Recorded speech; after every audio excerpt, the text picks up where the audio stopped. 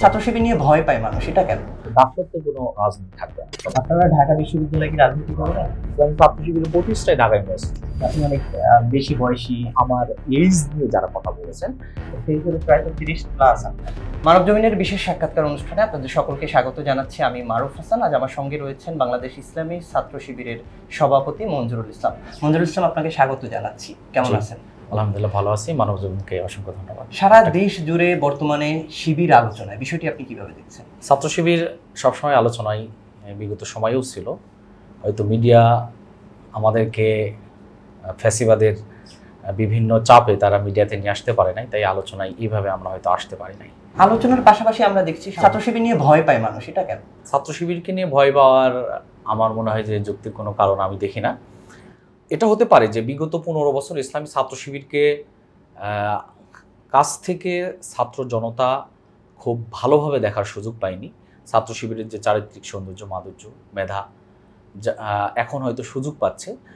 বিগত সময়ের যে গ্যাপটা, এই গ্যাপটার কারণে হয়তো এরকম হতে পারে বলে আমি মনে করি।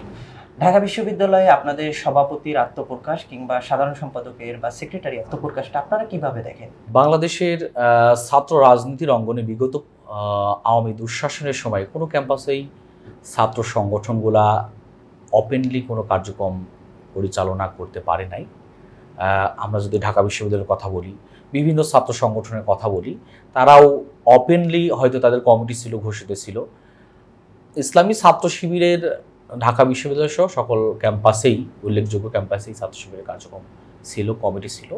এখন হয়তো নতুন করে ঢাকা বিশ্ববিদ্যালয়ের সভাপতি বা দায়িত্বশীল ভাইয়েরা মিডিয়াতে আসছেন, মিডিয়াতে পরিচিত হওয়ার কারণে এরকম আলোচনার সৃষ্টি হয়েছে।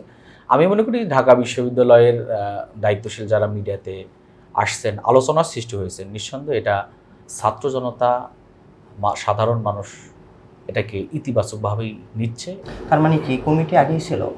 ছাত্র শিবিরের ঢাকা বিশ্ববিদ্যালয়ের কমিটি, সভাপতি, সেক্রেটারি কমিটি আগে থেকেই ছিল এবং তাদের কার্যক্রম ছিল। প্রত্যেক বছরের শুরুতে তাদের কমিটিগুলো দিয়ে থাকেন। একদম জানুয়ারি মাসের ফার্স্ট উইকেই ছাত্র শিবিরের কমিটি দেওয়া হয়ে থাকে। আপনারা ঢাকা বিশ্ববিদ্যালয়ে কি রাজনীতি করবেন? ঢাকা বিশ্ববিদ্যালয়ে আমাদের রাজনীতি সবসময় ছিল এবং সবসময় থাকবে ইনশাআল্লাহ। ইসলামী ছাত্র শিবিরের প্রতিষ্ঠায় ঢাকা ইউনিভার্সিটি থেকে।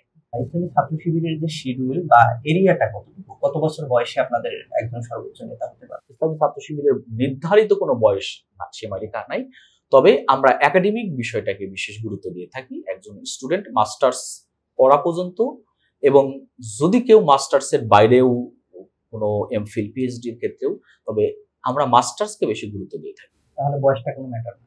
অবশ্যই বয়স ম্যাটার, তবে আমার জানা নাই যে বাংলাদেশের মাস্টার্স, আপনারা কিভাবে জানেন আমি জানি না, বাংলাদেশে যারা ছাত্ররা পড়াশোনা করে তাদের বয়স মাস্টার্স পাস করতে কত হয়, আগের চাইতে নিঃসন্দেহে এখন বয়স অনেক কমে গেছে।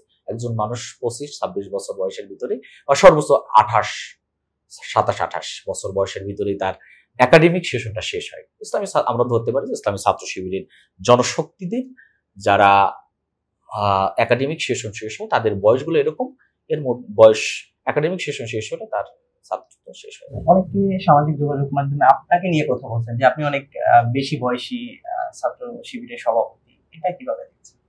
এটাকে খুব বেশি আমি নেগেটিভ ভাবে নিচ্ছি না। একাডেমিক সেশনের তুলনা করলে আমার এইজ নিয়ে যারা কথা বলেছেন তারা আমাকে দেখে হয়তো অনেক ইয়ে করছেন, কিন্তু আমার একাডেমিক সেশন বা এইজ দিয়ে যদি দেখে যে আমার বয়স যেমনটা মনে করা হচ্ছে আসলে সেই বয়স আমার। কিন্তু আপনাদের ওয়েবসাইট অনুযায়ী আপনার 1993 সালে জন্ম তারিখ দেওয়া আছে, তো সেই হিসেবে প্রায় তো 30+ আপনার। হ্যাঁ, 30+। এখন আমাকে দিয়ে কেউ যদি পুরো ছাত্র শিবিরকে বিচার করে তাহলে এটা যৌক্তিক হবে না। সামনে যদি ছাত্রলীগ রাজনীতি করতে চায় তাদেরকে কি মেনে নিবে? ইসলামী ছাত্র শিবির মানবে কিনা সেই বিষয়টা চাইতে গুরুত্বপূর্ণ বিষয় হলো যে এদেশের ছাত্র জনতা এবং এদেশবাসী তাদেরকে মেনে নেবে কিনা। বিশেষ করে ক্যাম্পাসে বিগত ঢাকা ইউনিভার্সিটি সহ সারা দেশ ইউনিভার্সিটির যে পরিবেশ সৃষ্টি করা হয়েছে, এই পরিবেশে তারা যেভাবে ফ্যাসিস্ট হাসিনার দোসর হিসেবে ভূমিকা রেখেছে, সেই হিসেবে এদেশের ছাত্র জনতা যদি মেনে নেয় তাহলে সকলেই মেনে নেবে।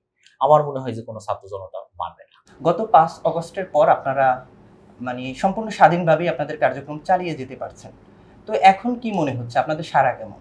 5 আগস্টের পরে আমরা আমাদের কার্যক্রম ওপেন করলেও আগে থেকে আমাদের কার্যক্রম সবসময় আমরা চেষ্টা করেছি স্বাভাবিকভাবে রাখা, এবং আমি এটা মনে করি ইসলামী ছাত্র শিবির ক্রাইসিস সময়েও সবসময় স্বাভাবিক কার্যক্রম পরিচালিত করে আসছে। নিঃসন্দেহে ইসলামী ছাত্র শিবির এদেশের মেধাবীদের আদর্শিক ছাত্র সংগঠন, সেই হিসেবে আমরা এটা বলতেই পারি যে সকল ছাত্র জনতার কাছের হৃদয়ের একটি সংগঠন হিসেবে সকল ছাত্র জনতাই ছাত্র শিবিরকে গ্রহণ করবে এবং সাড়া দিবে। শিবিরের ভবিষ্যৎ পরিকল্পনা কি? শিবিরের ভবিষ্যৎ পরিকল্পনা হলো সমৃদ্ধ বাংলাদেশ গড়ার জন্য এদেশের ছাত্র সমাজকে সত্যিকারের যোগ্য দক্ষ করে গড়ে তোলার মধ্য দিয়ে একটি সমৃদ্ধ বাংলাদেশ গড়া। এখানে দাসত্বের কোনো রাজনীতি থাকবে না, এখানে ফ্যাসিবাদের কোনো সুযোগ থাকবে না, এখানে মানুষের অধিকার নিশ্চিত হবে এবং মানুষ মানবতাকে ফিরে পাবে, এরকম।